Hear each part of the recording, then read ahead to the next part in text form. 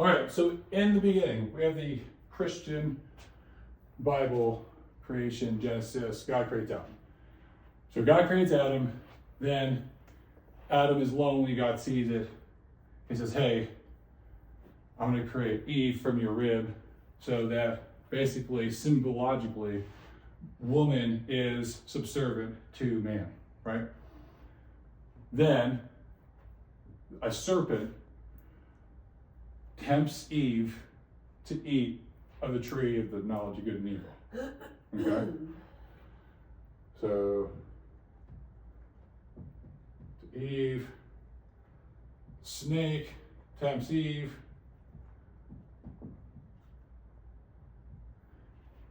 Eve eats of the fruit. It doesn't affect her, or maybe it does in the story, I don't know. But she gets Adam to eat of the fruit. And then Adam, in the Bible, falls into a deep sleep after he eats the fruit. And then it says that God casts them out of that Garden of Eden. So that God sends them away, right? And in doing so, creates the universe, right? So, let's talk about entrepreneurship real quick, right? Or just human nature. Humans as a species. So now we have all of humankind that starts off as scientifically as monkeys, right? And through evolution, become man. Man goes through civilization, time to now technological revolution. Here we are, right? Why is it that through time it seems like we are sadder than ever, have more anxiety and depression than ever, more people are unhealthier than they've ever been, right? And it feels like we're coming to a point, like a climax in time. Who knows? But it does feel like there's something big on the horizon. Maybe a war, but there's also a theory about controlled fires. You ever heard about controlled fires? Right? That they're like intentionally setting them. Do you know why though? No, I don't exactly know why. So the reason why controlled fires are important is because naturally in nature, fires are supposed to happen because it cleanses all the dead growth. It cleanses all the rotten or sick or dying plants in brush, so it makes way for new life. That's just part of nature. That's why controlled fires are important, and that's why they do them, is to make sure that the forests continue to grow and thrive, is because in nature, sometimes things have to be killed off. That's why we had world wars. It's just the natural ebb and flow of nature, and human nature, really. So let's talk about human nature. The reason that we are as sad and lonely and depressed as ever is because as we've developed and gotten more technologically advanced, we've gotten further and further away from God. And God's number one law is He's perfect. Right? Everyone says it. Everyone agrees on that. God's perfect. Well, tell me then, can a perfect being make an imperfect creation? I would think he can't. He cannot. Because in order to attain perfection, there is zero flaw. Therefore, there can be no flaw. So anything that perfect creates is perfect. And we are God's creation, are we not? We are. We came from Adam. Adam multiplied with Eve, and they created all of humankind. That's us, right? Through time. But if He made us perfect, then we're perfect, right? If you believe that you believe in God, and you believe He's perfect, then you also believe that you are perfect. then why are we so miserable? Why are we sick? Why are we dying? The reason why is because in today's day and age, everyone cares about what other people think. That's where all your pain comes from. That's where your suffering comes from. That's the initial and original sin. Adam ate of the tree of the fruit of evil, and he went and hid himself, hiding from God because he was naked, because he cared now what God thought. That evil thought, the initial, original sin, fear. He was afraid of what God thought of him because he was naked. So he wouldn't put a leaf on. Right? That's where you would get the leaf for Adam and Eve. So with the more we get into our technology, with seeing marketing, with everything that you believe is beautiful was put into your mind by years and years and years of seeing commercial, of seeing other people. And when you buy makeup, even something simple as that, you're giving into those past people that influenced your decisions. Every decision you ever make is influenced by something in the past, especially when you attach yourself to it, right? That's where that comes from. And it perpetuates in every single time that you care about what another person thinks. We're getting right back to the fall, which reminds us we all know the fall because we were there, because we are all one. And it reminds us of that separation from God, which makes us feel guilty inside. And that guilt perpetuates and starts a spiral into negativity. And more of these limiting beliefs start popping in. Oh, if he thinks this, he thinks this. If he thinks that, he's not going to be happy. He's going to leave me. I'm not worthy. I'm going to be alone. He's going to find someone better. And these thoughts start coming in that aren't true, but you believe them. And so you put weight to them and you hold on to them tightly to show them to everybody. But you've really not realizing is that you keep holding on to them. And at any time, you can let them go. And so in order to reverse this and get back to God, is to do what I said last week, was to lead yourself first. And so, instead of giving in to fears, you have communication to clear up and make sure that anything that's not understood, you understand. And now that you understand, there's no reason for fear. You shine a light in the darkness before it creeps in and it takes hold. You don't ignore it. You look at it. And you handle it calmly. And you find out where the source is. And when you find it, you forgive that source. And every single time you do, it bumps you. And it bumps you. And as you get closer, you start to see the God in everyone. And you start to see the potential in every single human being, no matter who they are, because you're realizing that you were just like them. Because you spoke the same language. You dressed the same clothes. You did the same things. You posted the same stuff. You were trying to be just like them because you cared how they fucking thought.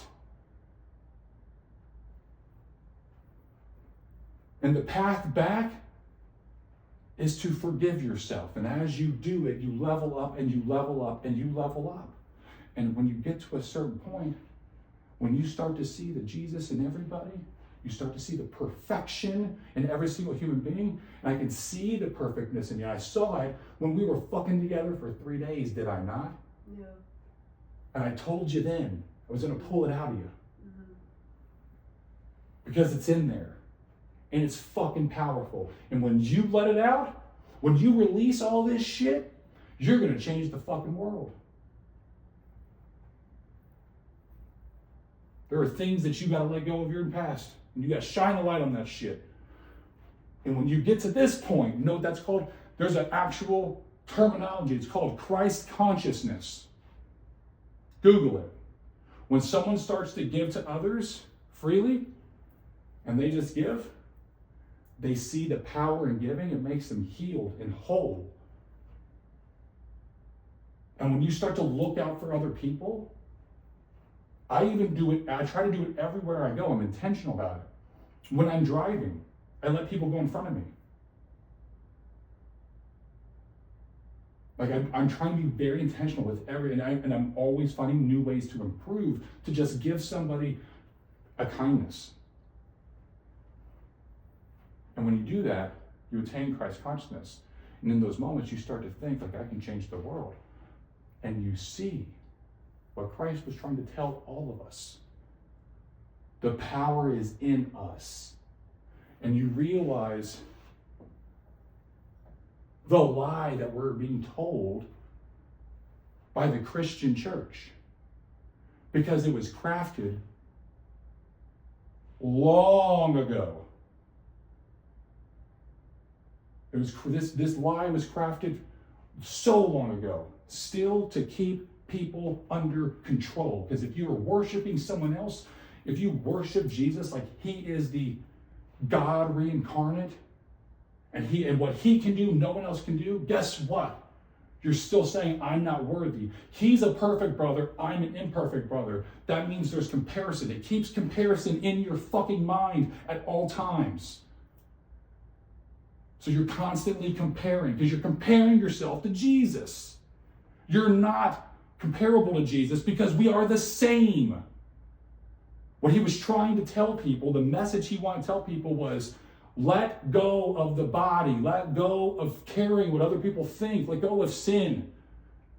Just live in peace.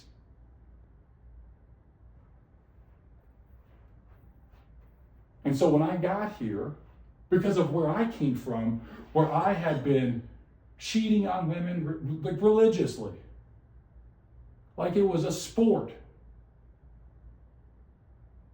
and being just a shitty human being, to starting to work on myself, to feel like through doing 75 hard, I know I talk a lot about 75 hard, and I think it is a great program for most people because, probably not everybody, but most people, because it teaches you progress in 75 days. And progress means that we can keep going. If you get to a certain point, you realize he calls it, even in the book, he calls it God mode. It's when you hit that point, when you start to fucking realize your potential is limitless. And if it's limitless, it's perfect. Because we are perfect. And that's what happened to me. And then I kept touching that little veil of perfection, touching it, until I did it over and over and over again, until I just got, till now, it's my fucking way of life. I don't even think about it. There wouldn't be a day that I'm not going to go to the gym and work out. There's not going to be a day I don't eat healthy. There's not going to be a day I don't drink my gallon. There's not going to be a day I don't read and don't study. So this unlocked more so even with you. Because with you, I truly felt like not only did I manifest the shit out of you, we manifested each other, but I felt like you gave me so much peace for a part of me that I was ashamed of. And I showed it to you and you didn't judge me. And you showed me love, and it was unconditional love, and I felt it and I reciprocated. And ever since then, that's all we do. Is just love each other. So you did something to me that in my subconscious mind realized that it wasn't a snake. Wasn't. God didn't punish us. This is natural, this physics. Darkness and light cannot coexist in the same space. They can't. What does that mean scientifically? Positivity and negativity, even electrical charges, cannot exist in the same space. They are polar opposites. So why is it that when people start working on themselves, what happens? The people that are negative, it's like they're pulling away from that gravitational field. and they're getting to the positivity. That positivity range, that's God mode. Because you're getting closer, and I just kept doing it till I got to the center. But you can also still fall. You start letting negativity in. It's a constant practice until it becomes so habitual. But this is where you start to realize light versus dark. We are God's creation.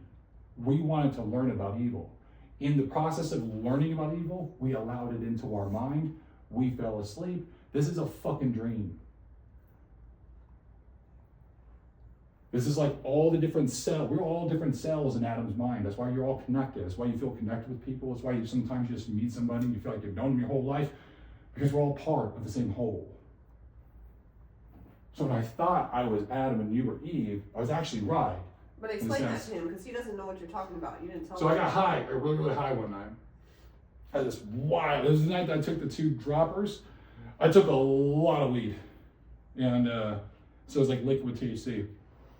And I meditated on the couch, and I had this fucking trip. And all of a sudden, it was like I was going backwards through time, through all human time, and I was seeing everything all the way to the fall. And it was like I was Adam. And I was like, shit, I'm the reincarnation of Adam. Let's go, baby. Like, I'm about to fucking... He literally thought that he was Adam. And that she was Eve. And like... Because my body just started to fucking... Like, my body's ripped for no fucking reason. Like, and I was just like, dude, I'm stage ready. I didn't fucking do anything. So my whole point was I wasn't going to go compete. Because what it is that since I'm so positive, there's no toxin or negativity in my body. My body's so optimal. Because there's no stress, there's no care, there's no worry. Even as she's sitting here trying to bring me down and talk about this like I was crazy, she's trying to like point the finger like, I'm not crazy, he's crazy. That's how she's talking about it, right? I'm trying to get you to understand why I'm confused and why I'm acting the way I am. Like, I really want you to understand the whole thing. So he said that we were Adam and Eve, and we needed to go walk in public with no clothes on. And that was the ultimate expression. Okay. The ultimate expression of not caring what anyone thought. Am I not right? And you're turning it into a funny thing. And that's exactly what I thought. That's exactly what I thought. And I told him, I was like, I'm not going to do that. Like, I'm not comfortable. He wanted to go out and just go do that. And I was like, I'm not going to do that. I was ready to jump off the cliff, bro. He got frustrated with me, it seemed like, and he told me he didn't even know if I was his person because I would not agree to do that. No. Okay. No, I didn't say that. I did not say those words. Don't say those words. You said you were questioning if I was your person. Because why? Because I didn't understand what you were saying. Okay. That's a different thing. That's a different thing. So he thinks I'm not his person because I didn't think that was... Because you weren't understanding, so it was like, what I was really saying was, I think we're going to be pulling apart. Because I'm going to keep going up, and if you're not coming up with me and seeing the same stuff, it means you're going down. Because there's only 2 paths. There's only positivity and negativity. So because I didn't understand that, and I did not want to take my clothes off and go walk in public, I might not be his person. No. That was not it. That was not it. Maybe that was like your way of, or his way of like trying to show you the same light, I guess. Maybe, but. I wasn't upset about you not doing it. I was just saying that you're gonna understand, and you started like freaking out about it, and I was like, oh, so I guess like you got upset about it, if you recall, but you leave that whole part out. You act like I blamed it on you because of I wanted you to just walk outside naked. No, I even said you don't have to want to do it now. You're eventually gonna you're gonna see the path. You're gonna see the light because you will eventually see what I see. I don't give a shit what anyone thinks about me. I will do anything, anywhere. You know why? Because we're in a fucking dream, and I know that, and I believe it in my fucking soul. Okay. And then on a different night, who do you think you are? So, then, I've been listening to these books, right? Mm-hmm. And so I'm going through, and this started actually. I was almost led on this path. It's fucking wild. So, in the past, beginning of last year, 2024, I was dating again, so I was trying to find, because, single for a while, and I was like, you know what, I'm gonna date. So I started dating, and I met a girl right before I met you. April or May, I think. It was May. Yeah, it was May. Yeah, it was May. So anyways, I met this woman in like May, and we had a date. And she was very spiritual. And so she sent me this podcast. Now her and I didn't end up, we only went on one date, but I listened to the podcast and it like hooked me. And I was like, holy shit, because I read the Bible in 2021. And when you read it, you kind of like, as an open-minded person, you kind of see like, there's a lot of flaws in it. It's a book of fables. So a lot of stuff that doesn't make sense. And so you realize it's kind of like tall tales told. But there's probably some truth and there's some tall tales, right? There's probably like a mixture. Well, this guy is talking about the Dead Sea Scrolls. And he's going over all this stuff about the Dead Sea Scrolls and how Jesus had actually trained with the Essenes. And the Dead Sea Scrolls prove it. And he talks about how Jesus lived there for a long time, and the teachings of the Essenes are in the Dead Sea Scrolls. And they were like perfectly preserved. So they were found in like 76. So he's talking about this, and this is this Christian like preacher's son that is all about enlightenment and like same thing, Christ consciousness, connecting the planet. And he's like, when I started realizing this was he was feeling his heart that he wasn't doing the right thing, trying to preach at his church. He was a preacher, and he'd become a preacher under his dad. And he was like, this isn't the word, this isn't the way. There's something else out there. And he just didn't feel right. And so he started searching. And and he goes in this journey, and he painted it out. And so I just started following the journey that he painted out, because he seemed like someone that I liked. And the way he spoke was really well done. So his name is Aaron Abke, if you want to look him up on Instagram. So anyway, he led me to a book called The Jesus and the Essenes. Jesus and the Essenes was written by, I think, Dorothy something. Yeah, Dorothy something. Anyways, this woman was a past life regression therapist. So there are psychotherapists that can put you in trances, and they can make you susceptible, and they can actually find memories from your subconscious that you have blocked and hidden, and they can try to unleash those for you so that you can remember those things and you can release them. They also found out through doing this that they could tap into past lives. And they realized that everyone is a reincarnation of somebody. Everyone has past lives. And she does this with somebody that they had multiple past lives, but one of the past lives they found was one of the Essenes that taught Jesus, whose name is Josiah. So he talks, it's the whole story of the Essenes, of that guy's life in the Essenes as a trainer, and what they did and their customs and traditions, and everything is all historically accurate. And this happened at the same time the Dead Sea Scrolls were unearthed. And this woman was found in the same time frame, and they fucking matched. Tell me there's nobody that could have known that at the time. Tell me that's not divine. So now they believe, they're like, dude, this woman's got so many books about past life regression therapy and about her clients and the different lifetimes they lived. And she has full stories of like the different like high profile people in the past they were. And that gets the full story, it's crazy. So that book led me to having that awareness that I had. And I was like, oh, well, I'm Adam. And so I had a call with Vaughn. And I told Vaughn this. And Vaughn was like, he's like, right on, brother. Because he knew what part of he's ahead of me. He knows where I'm at.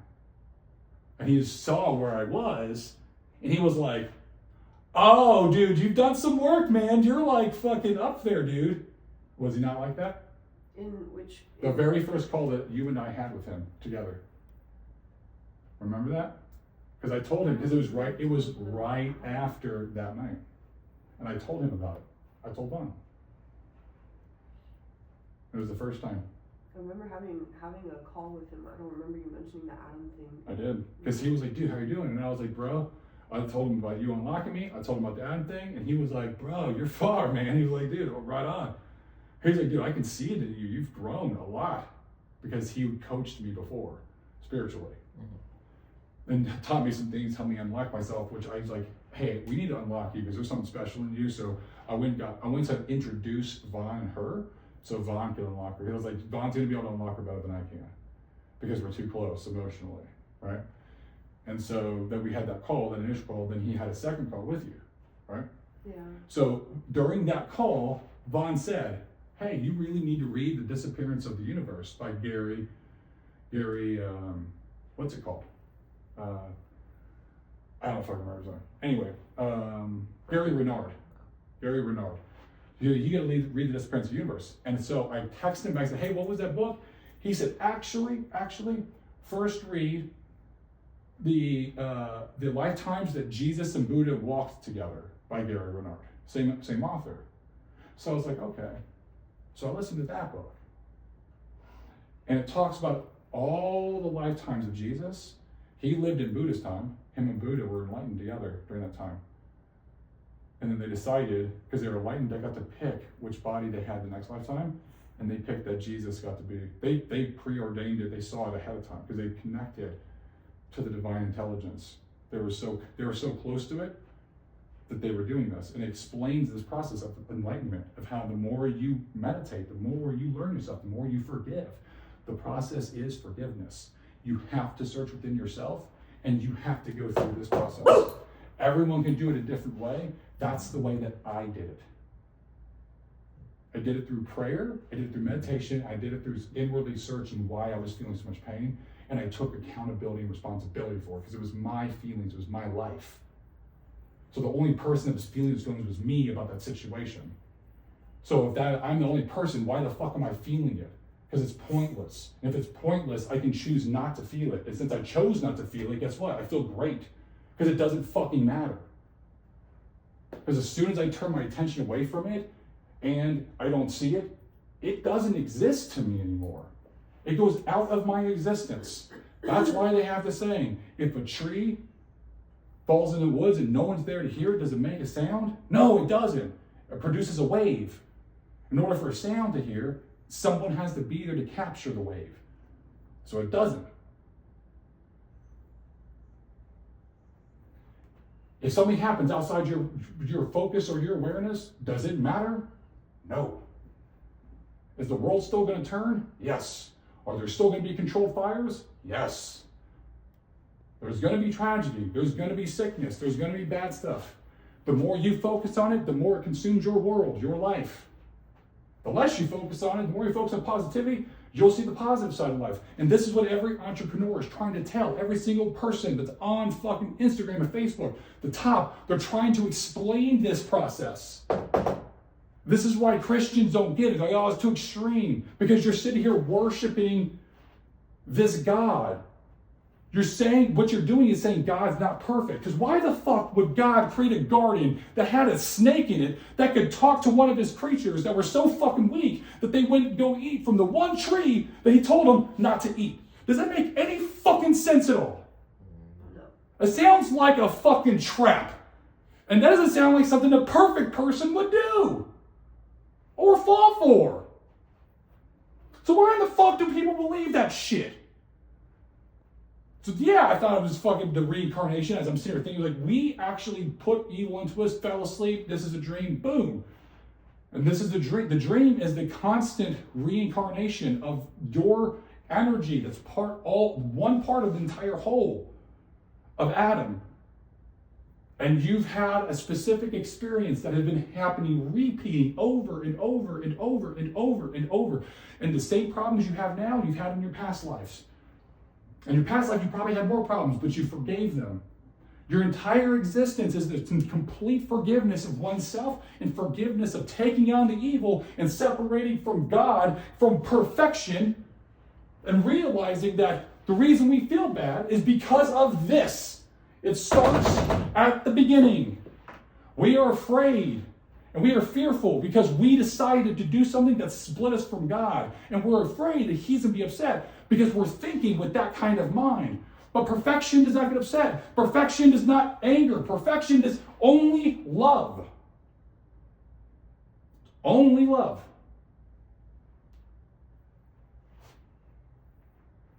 Perfect love cannot harm.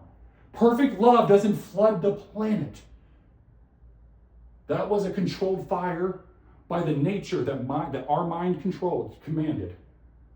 Because this is the dream. Because the dream decided, these people are too bad, we're just going to clear the planet. And what do you think is happening right fucking now? With the way that the world battles itself, everyone's so like, I'm on the right, I'm right. Everyone can't be right. And everyone can't be wrong. So what does that mean? It means we're all perfect. It means it's meaningless. It means there is no meaning. If it cannot be, we can't be all right and we can't be all wrong, does it fucking matter? It doesn't. That's what the successful people have realized. That this shit that people come and bring to your attention, and the way you feel about it, you're deciding to say, you know what? I decide to be angry about this. I'm gonna pout. And I'm gonna bang, and I'm gonna be, you know what? And I'm being an asshole. No one's gonna love me. Oh no, I'm in fear. Oh, I'm gonna keep doing it because I'm in fear. That's what happens inside of us. Because of a simple decision, and I say, you know what? Does this matter to me? Yes. Why does it matter to me? Let me find that part of me real quick. Oh shit. This matters to me because a long time ago, my sister came home, drunk, beat the shit out of me and my dad. We had to call the cops on her, and it was the first time she was arrested. I had to go to jail. Actually, that's like second or third. The first time I was involved. And I thought she needed justice. I thought she needed to go to jail. My dad said, no, we need to give her grace. And I disagreed with it. And I've held on to that. Because I thought I was right. Because I thought she deserved punishment. But she's perfect. And she's just in a dream. She didn't even know what she was doing.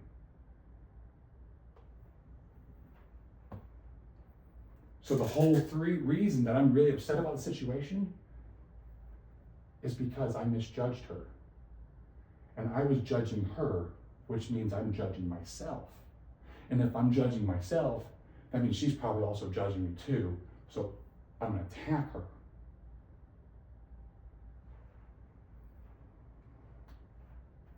So I'm learning all this as I'm reading this book. Right? Makes a lot of sense, right? Yeah.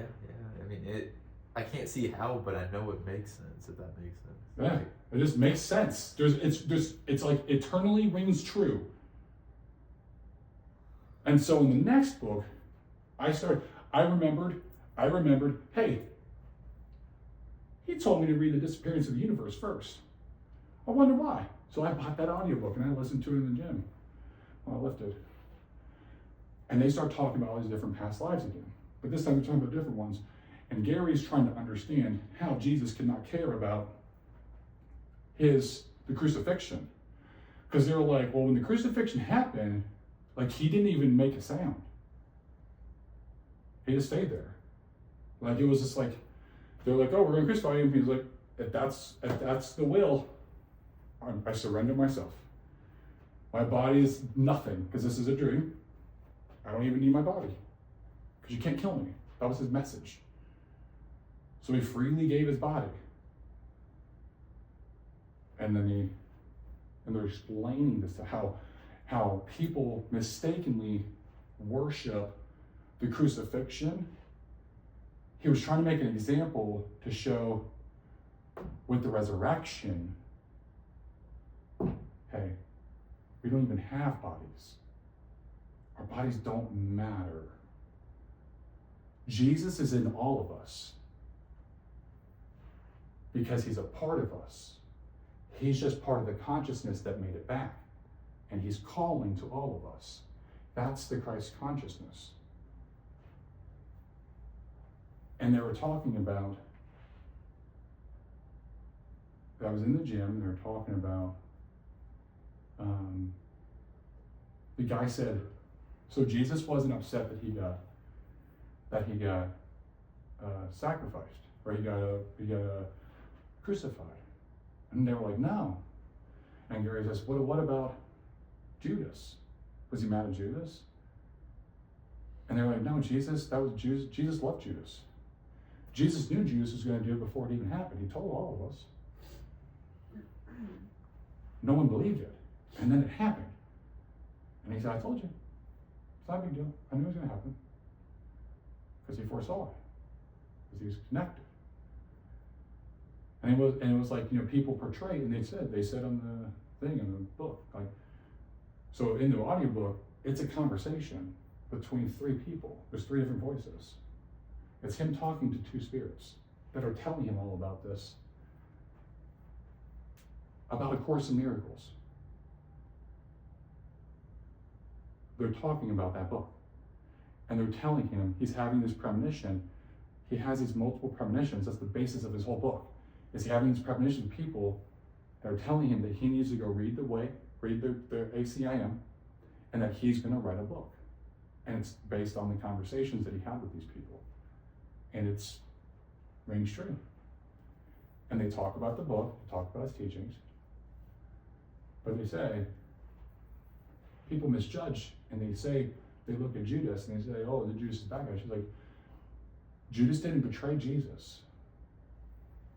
Judas was too drunk.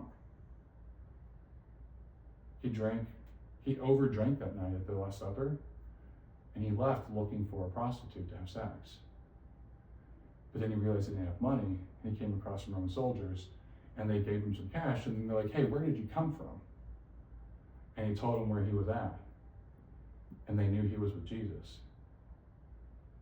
And then they went and arrested Jesus. He didn't sell out. He just didn't know that they were Roman soldiers and they were after Jesus. He was too drunk. And in that moment, when she said that, I'm in the gym lifting, and I can see the street that it happened on. I can see the soldiers as she's talking about it, as clear as fucking day. And that night I got high, and I realized all this started connecting together. I already mentioned, everyone's on their own journey, life after life after life with these reincarnations. We're on our forgiveness journey, and whatever you don't forgive, you take it to the next life to forgive in that life. And you keep going until you're completely forgiven. You've forgiven everything, and you're ready to go back, and then you hit enlightenment. If you haven't hit enlightenment, you haven't forgiven something about yourself and about others. Because it means you don't see the perfection in yourself, and you don't see the perfection in others. And when you don't see the perfection in yourself and in others, you don't believe it's possible. When you don't believe it's possible, you're in the negative automatically because you have disbelief. Or is either positive or negative. And so, I realized that my entire spiritual journey was, I had to forgive myself for alcohol abuse. And for just chasing sex.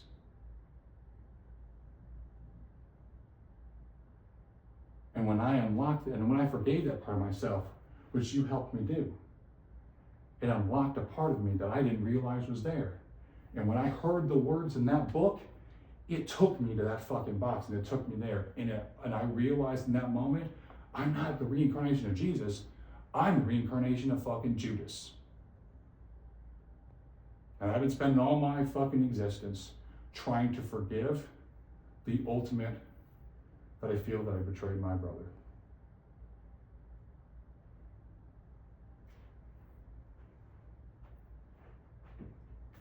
So when he tells me these things, I don't think he's crazy. I've never said that. I've never told him like, I don't believe you. Nothing like that. Mm-hmm. I have to process it. So as another normal person, it's hard to process, right? Yes. Okay. Is. So if you can understand, the 2 fights we've had in front of you are literally the only 2 fights we've ever had. We have never fought before, which is actually kind of crazy. But I have been on this like emotional roller coaster inside because I'm because of him. You're trying to hold on to both identities. All of it.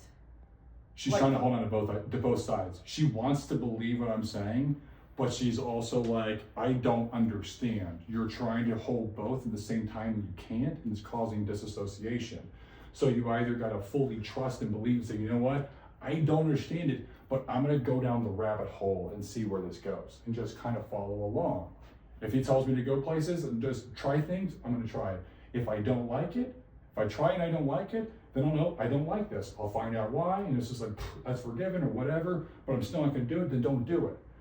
But that's the point of the whole, like, the theory behind yes man is being open to the universe, saying yes to everything, because you don't know.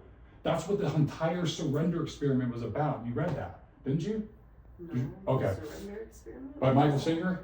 No. Same one that wrote Living Untethered or Untethered Soul? So the surrender experiment is just like basically like a yes man. If something keeps coming into your view, if the world keeps sending people that are telling you to do this, that's your sign that you need to do that to achieve something that's on the other side. You think your path is directly to it, and it's not. Because you keep complaining about people either showing their ass. Yeah. You keep complaining about people that have a lot of followers, but they're famous already. And you're being provided a fucking body that could walk on any stage right now and you could fucking win, and you're complaining about that. Instead of just taking the fucking W and being grateful to God for giving you that body and taking the win and then using that to catapult to get what you want. God wants to give you what you want, but you gotta have faith. The signs have been there over and over and over and over. And rewind the clock of your life and you'll know it's true. How many people have told you that? I've had several people tell me, I've just never wanted to do it. That's the universe. That's the Holy Ghost talking through others. You need to go do this. That's the Holy Ghost. You have to be positive and look at potential. You're looking at negative only. Turn your focus to okay, play a game. Let's say if I did commit to doing it, what's the best fucking thing that could happen? Let my imagination soar. What's the best? And come up with a couple things and see how that excites you. And then realize at any moment you can look at either one of those. And when you look at these, you start, it's kind of like you're just like, that is manifestation, okay?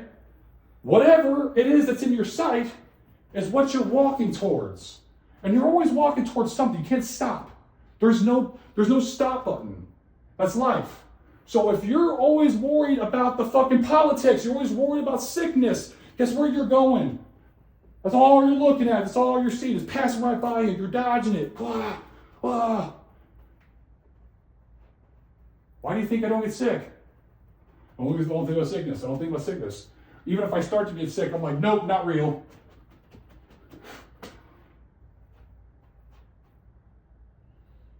You see what I'm saying? You're gonna fucking walk anyways. But you have the complete control to turn wherever you're walking. That's all you can control. You can't control the back and forward. But here's the thing. You wanna know what's really fucking cool? The longer you stay on a positive, the positive opens up even more. and he keeps going. And so as you get further and further in, you get pulled naturally this way, which actually makes you go faster. So you start going faster in life, and you start going faster in life, and you start going faster in life, you still going faster in life.